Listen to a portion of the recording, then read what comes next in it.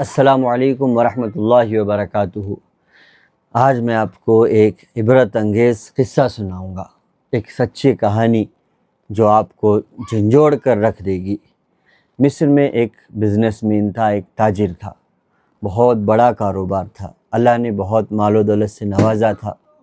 ایک مرتبہ اس کے سینے میں درد کی تکلیف ہوئی، سینے میں درد ہوا تو اس نے اپنے ڈاکٹر سے مشورہ کیا۔ ابتدا میں ڈاکٹر نے کچھ دوائیں تجویز کی، جب ان دواؤں سے بھی کچھ فرق نہیں پڑا تو چیک اپ کے لیے کہا گیا۔ اب اس نے چیک اپ کروایا۔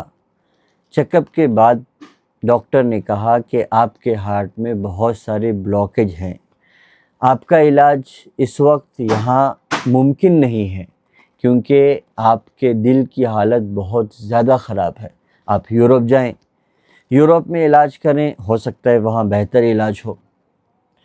تو اب وہ تاجر، وہ بزنس مین یورپ گیا۔ یورپ جا کر وہاں ڈاکٹروں سے ملا، انہوں نے بہت ساری اس کی رپورٹس کروائی تو ڈاکٹرز کہنے لگے کہ آپ کے بلاکیج کی حالت جو ہے پرماننٹ علاج کی نہیں ہے، ہم آپ کی بائی پاس سرجری تو کر دیں گے لیکن یہ آپ کے ہارٹ کا پرماننٹ علاج نہیں ہے، اس کے بعد آپ کے پاس بہت کم وقت رہ جائے گا، آپ اپنا وقت اپنوں میں گزاریں، یعنی انڈائریکٹلی آپ کے پاس زیادہ وقت نہیں ہے، آپ اپنے گھر والوں کے ساتھ، رشتہ داروں کے ساتھ وقت گزاریں، ڈاکٹروں نے یہ کہہ دیا۔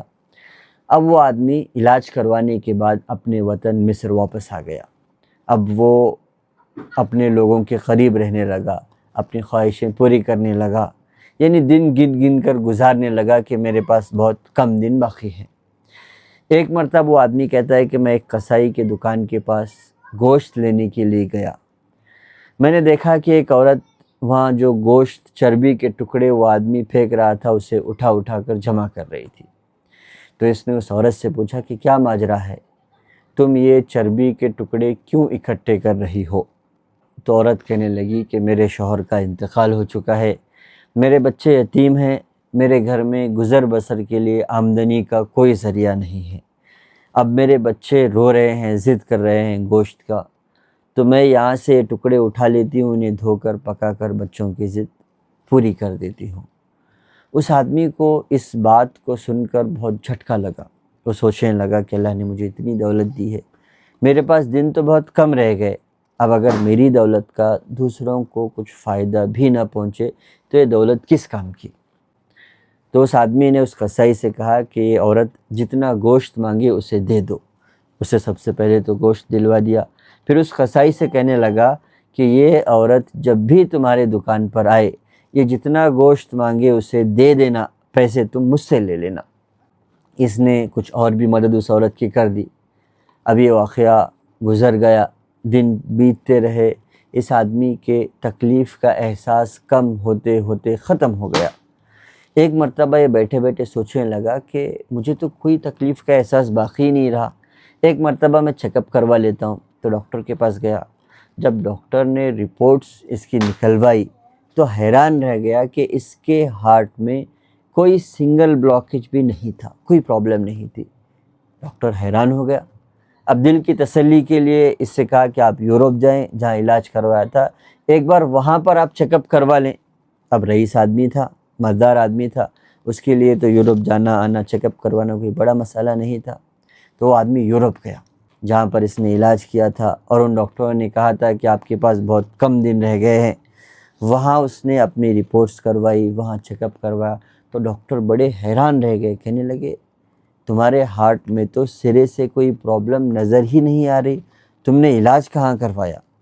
تو آدمی مسکرانے لگا، اس نے کہا میں نے علاج اس جگہ کروایا ہے جہاں پر تمہیں یقین بھی نہیں ہوگا۔ اور اس کے نگاہوں میں وہ منظر لہرا گیا جب وہ مجبور عورت گوشت کے چربی کے ٹکڑے چن رہی تھی اور اس نے وہاں پر اس کی مدد کی تھی۔ اللہ نے صدقے کی برکت سے اس کی ایسی بیماری جہاں ڈاکٹروں نے جواب دے دیا تھا سرے سے جڑ سے ختم کر دی۔ جامع ترمذی مسند احمد کی روایت ہے، ان الصدقۃ تدفع غضب الرب وتدفع میتۃ السوء، صدقہ اللہ کے غضب کو ٹھنڈا کرتا ہے اور بری موت کو دور کرتا ہے، ہٹا دیتا ہے۔ کوئی بیماری ایسی نہیں، کوئی پریشانی ایسی نہیں جسے صدقے کے ذریعے ختم نہ کیا جائے۔ اسی لیے اپنی بلاؤں کا، اپنی پریشانیوں کا، اپنی مصیبتوں کا صدقے کے ذریعے سے علاج کریں، اور یقین نہ آئے تو آپ اسے آزما کر ضرور دیکھ لیں، اور شیئر کریں اس ویڈیو کو ان لوگوں کو جو پریشان حال رہتے ہیں، جو ہاسپٹلوں کے چکر لگاتے لگاتے تھک چکے ہیں۔ اللہ ہم سب کو صحت، تندرستی اور اپنے رب کے احکامات پر عمل کی توفیق نصیب فرمائے۔ السلام علیکم ورحمۃ اللہ وبرکاتہ۔